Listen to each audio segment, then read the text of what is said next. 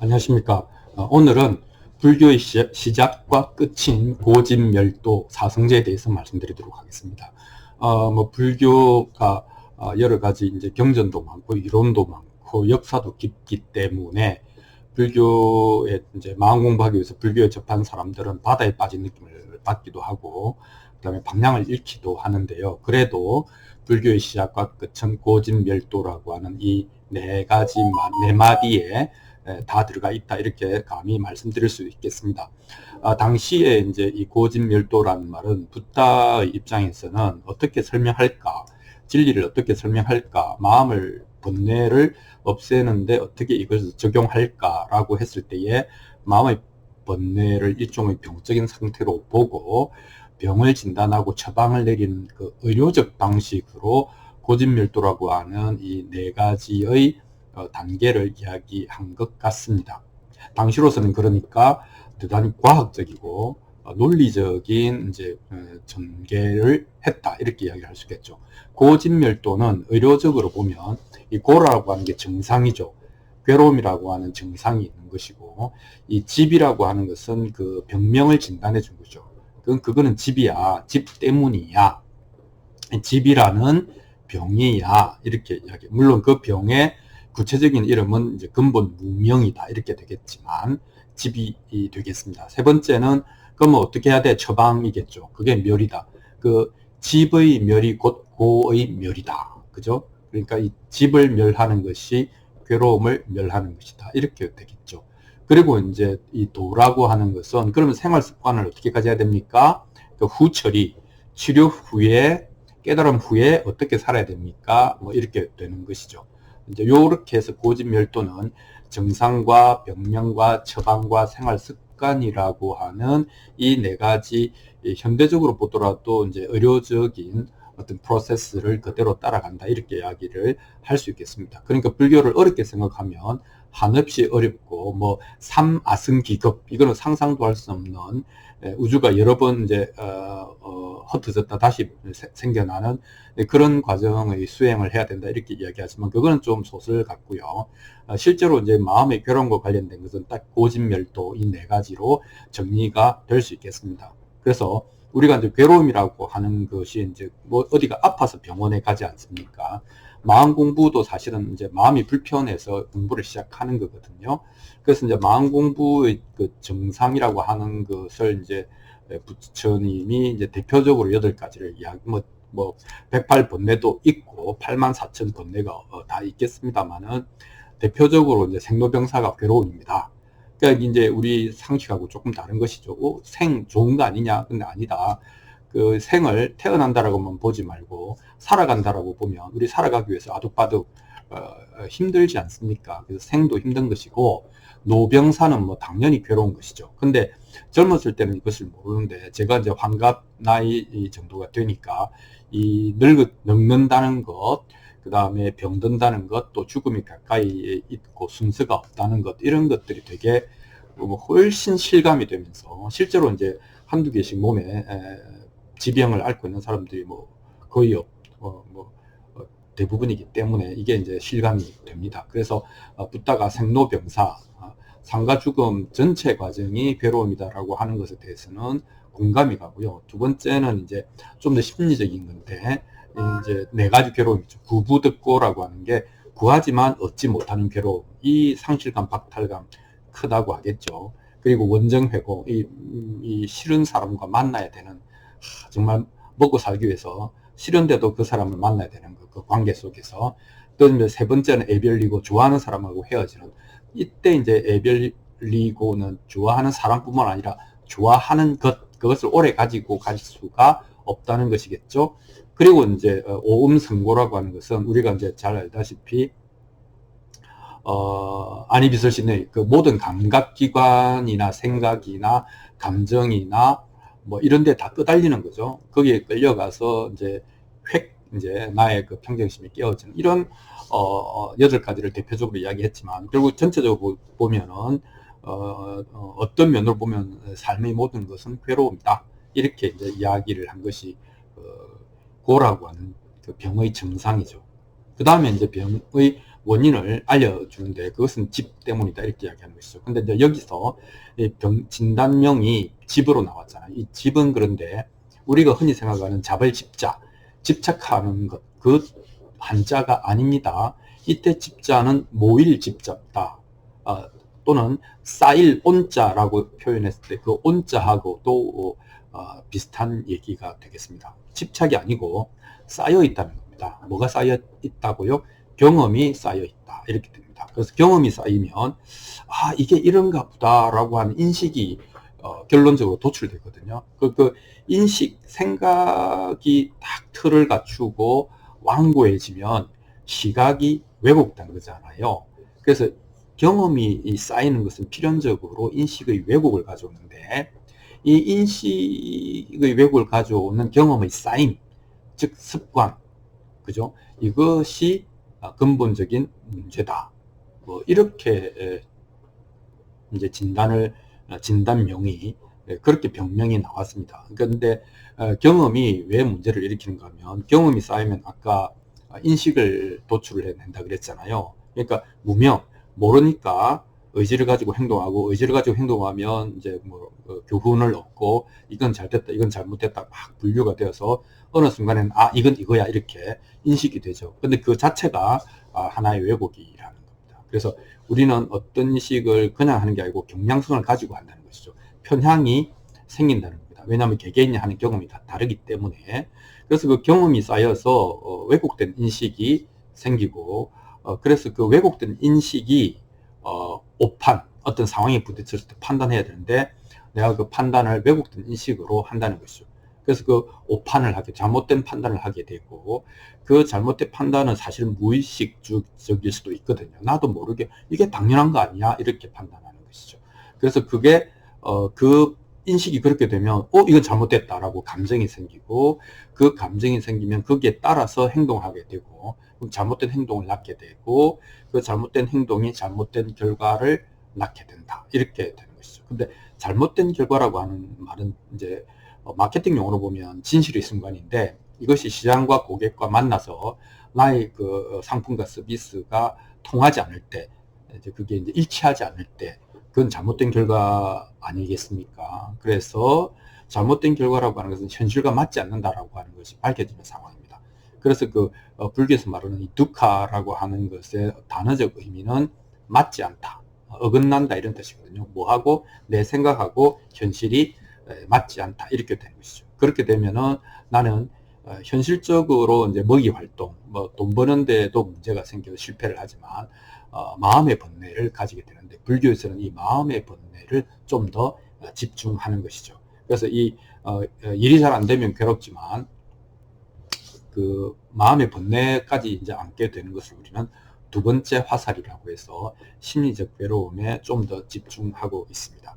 그래서 부처가 병명으로 진단한 것은 뭐냐면 평상시에 그 무명행식으로 이제 전개되는 경험의 끝에 도출된 결론들의 묶음, 그 묶음이 잘못된 인식과 행동과 감정과 결과를 가져오고 그것이 번뇌를 가져온다. 이렇게 이야기를 했습니다. 여러분은 그것이 공감이 되는지 모르겠습니다. 자, 세 번째는 그러면 붓다가 이제 의사로서 의왕으로서 그럼 처방이 뭐냐? 어떻게 해야 됩니까? 라고 했을 때 이 멸이라고 하는 처방을 그거 없애야지. 뭘 없애는가 하면 아까 집착을 없애라고 한 게 아니고 쌓인 거, 이 쌓임을 또 습관이 형성되는 이것을 없애야 된다. 그 습관의 결과에 따라서 도출된 결론들이라고 하는 것을 프리즘을 없애야 된다. 이렇게 이야기를 한 것이죠.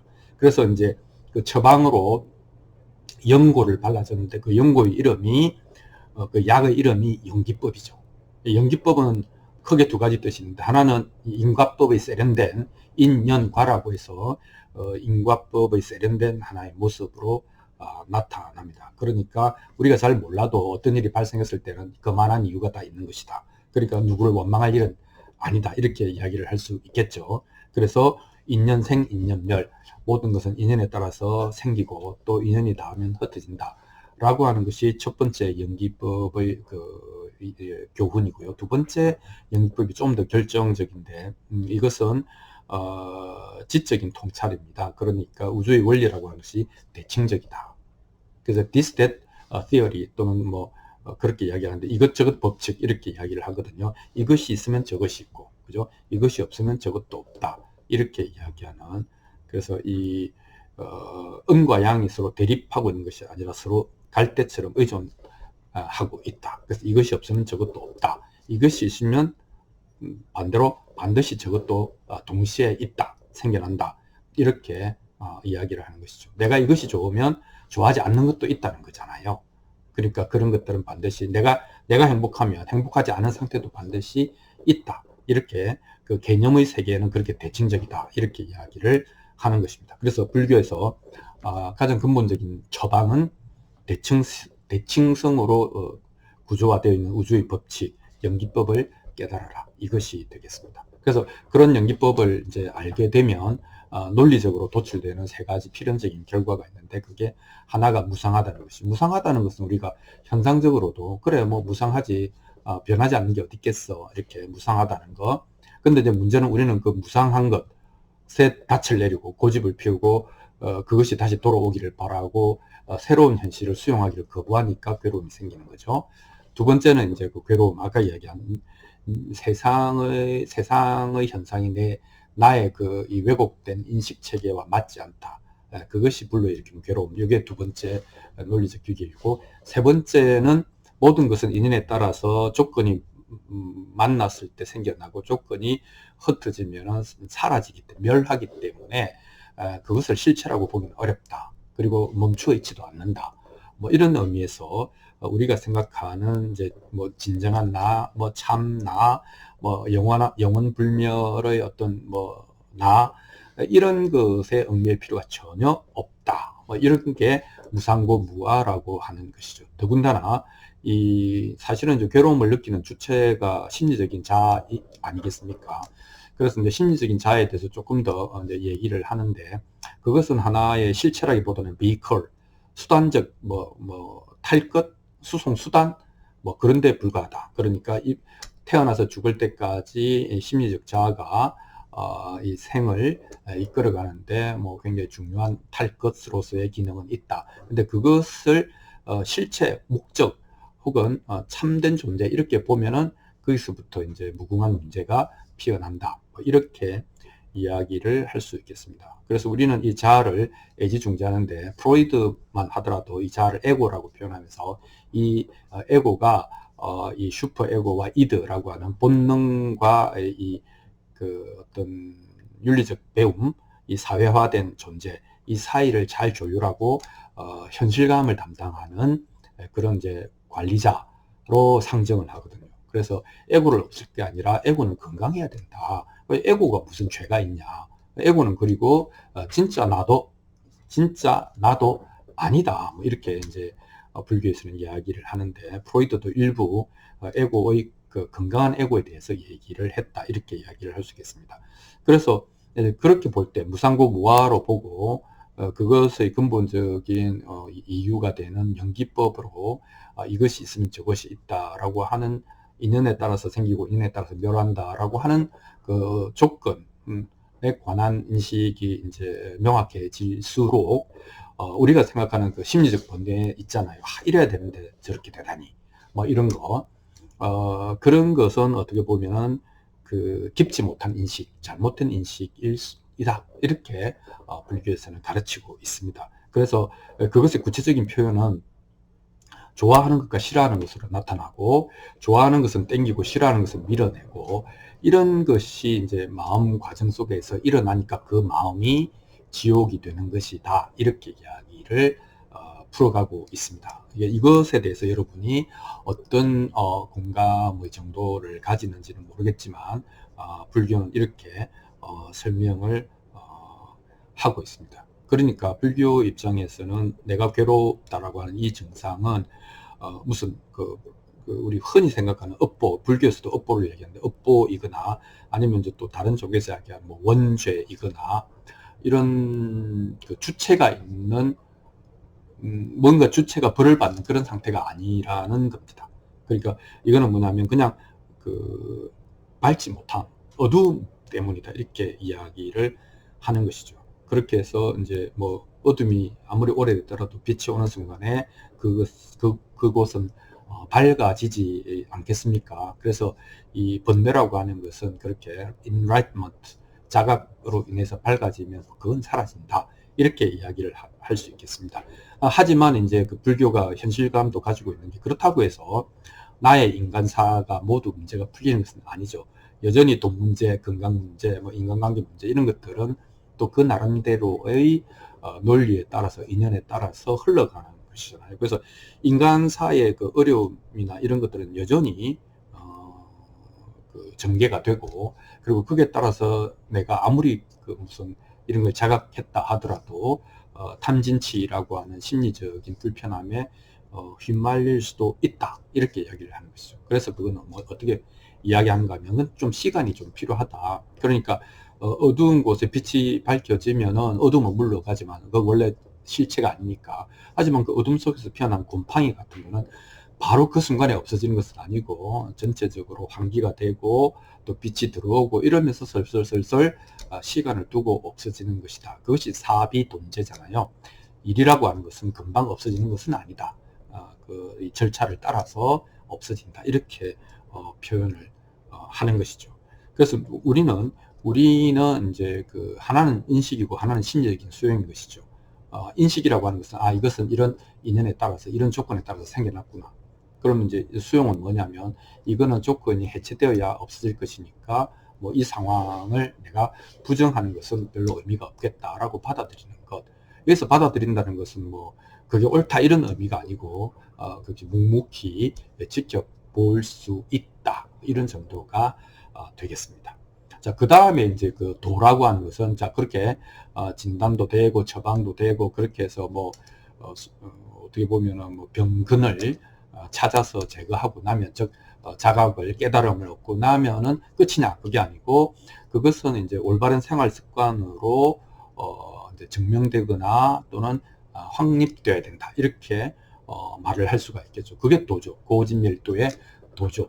그거는 뭐 이제 지금 우리 의료계로 치면은 수술 후에 올바른 생활 습관 붙이기, 이런 표현을 할 수 있겠습니다. 그것도 보면은 8가지 뭐 대표적으로 8정도 얘기했는데 그건 똑바로 하라는 것이죠. 바로 하라는 것이죠. 그러니까 뭐냐면 정견과 정사유는 우리가 이제 올바른 견해, 지혜에 관한 것이고, 그 다음에 정언, 정업, 정명 이런 거는 뭐 말과 행동과 생활을 똑바로 하라는 어떤 바른 생활을 이야기하는 것이죠.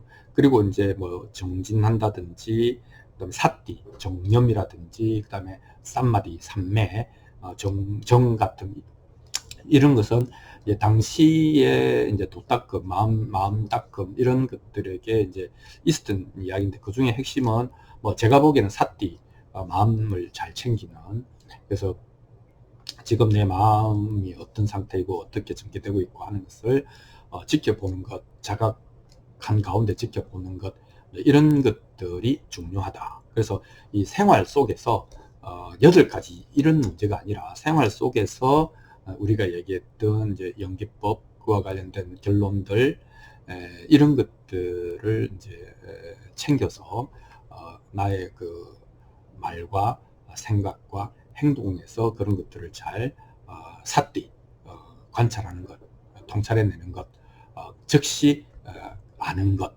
이런 것들이 이제 중요하다, 이렇게 이야기를 할 수 있겠습니다. 그러니까 부처님이 이야기했던 것은 뭐 평생을 뭐 수십 년을 다리 꼬고 앉아서 뭐 수행을 해라, 수도를 해라, 뭐 뭘 닦아라, 요거는 사실은 조금 이제 쏙 알맹이는 아니다, 이렇게 생각을 합니다. 그래서 이 정념이야말로 바른 닦음에 뭐 방법이 있다고 하면 그때그때 나의 편향을 알아차리는 것, 이런 정도가 되겠습니다. 자, 그래서 불교의 시작과 끝은 고진멸도인데, 이 고진멸도에서도 핵심은 뭐냐면은 좋고 나쁜 것을 가리고 좋은 것은 땡기고 내가 좋아하지 않는 것을 밀어내는, 어떻게 보면은 생명이 있는 것의 본능인데요. 이것이 이제 관념으로, 언어로 그것이 이루어지기 시작할 때 우리는 불필요한 이 고통이나 통증에 이어서 번뇌라고 하는 심리적 고통을 불러들이는 것이다.